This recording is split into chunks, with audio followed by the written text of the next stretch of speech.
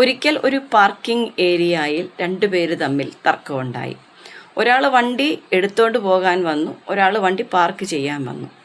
വണ്ടി എടുത്തുകൊണ്ട് പോകാൻ വന്നയാൾ വണ്ടി എടുക്കുന്ന സമയത്ത് പുള്ളി വണ്ടി പുറകോട്ടെടുത്ത സമയത്ത് പാർക്കിംഗ് ചെയ്ത വണ്ടിയുടെ നമ്പർ പ്ലേറ്റിനൊന്ന് ചെറുതായിട്ടൊന്ന് ഇടിച്ചു. രണ്ടുപേരുടെയും 2 വീലറാണ്. ഇടികൊണ്ട വണ്ടിയുടെ ഉടമസ്ഥൻ പെട്ടെന്ന് ദേഷ്യപ്പെടാൻ തുടങ്ങി. അയാൾക്ക് ദേഷ്യം കൺട്രോൾ ചെയ്യാൻ പറ്റാത്ത രീതിയിൽ ദേഷ്യപ്പെടുകയും അതിനോടൊപ്പം തന്നെ, മധ്യവയസ്കനാണല്ലോ മറ്റേയാൾ, അതിനോടൊപ്പം തന്നെ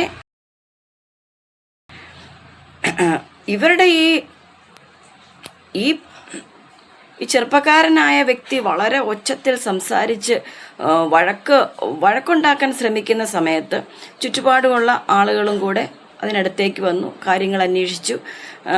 മറ്റേയാൾ വളരെ ശാന്തനായിട്ട് നിന്ന് ഇതെല്ലാം കേട്ടുകൊണ്ടിരിക്കുന്നു. അയാൾ കൂടെ പറയുന്നുണ്ട്, എൻ്റെ ഭാഗത്തു നിന്ന് ഒരു തെറ്റുണ്ടായി, ഞാൻ ക്ഷമ പറഞ്ഞല്ലോ എന്ന് പറയുന്നുണ്ട്. ഈ വ്യക്തി ഇങ്ങനെ പറയുന്ന സമയത്ത് മറ്റേയാൾ അയാളുടെ വണ്ടിയുടെ അടുത്തുനിന്ന് മാറി ഈ വണ്ടിയുടെ അടുത്തേക്ക് വന്ന് സീറ്റിൽ പിടിച്ചുകൊണ്ടാണ് പിന്നെ സംസാരം.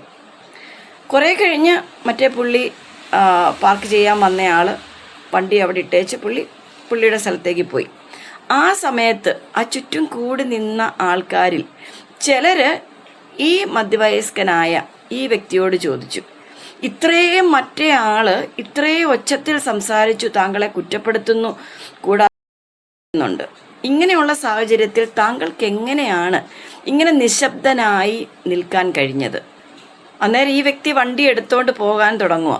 ആ വ്യക്തി പറഞ്ഞു, ക്ഷമിക്കുമ്പോഴുണ്ടാകുന്ന സന്തോഷത്തെക്കുറിച്ചും സമാധാനത്തെക്കുറിച്ചും ആ ഒരു മനസ്സുഖത്തെക്കുറിച്ചും അവൻ അറിയത്തില്ല. അതുകൊണ്ടാണ് അവൻ ഈ രീതിയിൽ പെരുമാറുന്നത്. വാസ്തവത്തിൽ അതിനുള്ളിൽ എത്രത്തോളം സത്യമുണ്ടെന്ന് നമ്മൾ മനസ്സിലാക്കണം.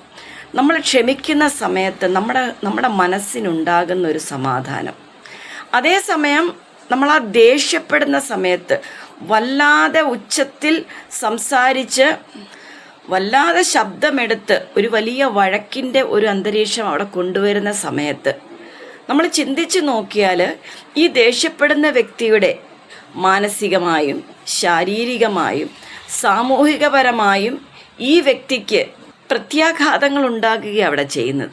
അതുമാത്രമല്ല, ഇതിനോടൊപ്പം തന്നെ ചില നല്ല ബന്ധങ്ങൾ തകർന്നു പോകാനും കാരണമാകും.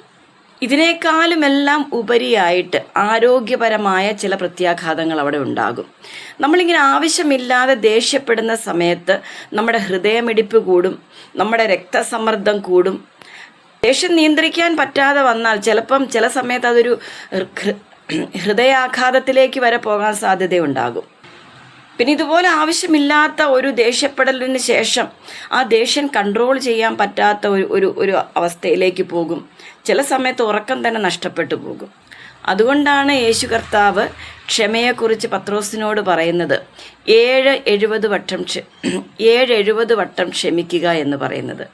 അവിടെ 70 വട്ടം എന്ന് പറയുന്നത് എണ്ണിത്തിട്ടപ്പെടുത്തിയ ഒരു കണക്കല്ല. അവിടെ സത്യത്തിൽ എത്ര പ്രാവശ്യം ക്ഷമിക്കണം എന്നുള്ളതിന് അതിനവിടെ ഒരു സംഖ്യയില്ല, ക്ഷമിക്കാൻ ഒരു പരിധിയില്ല.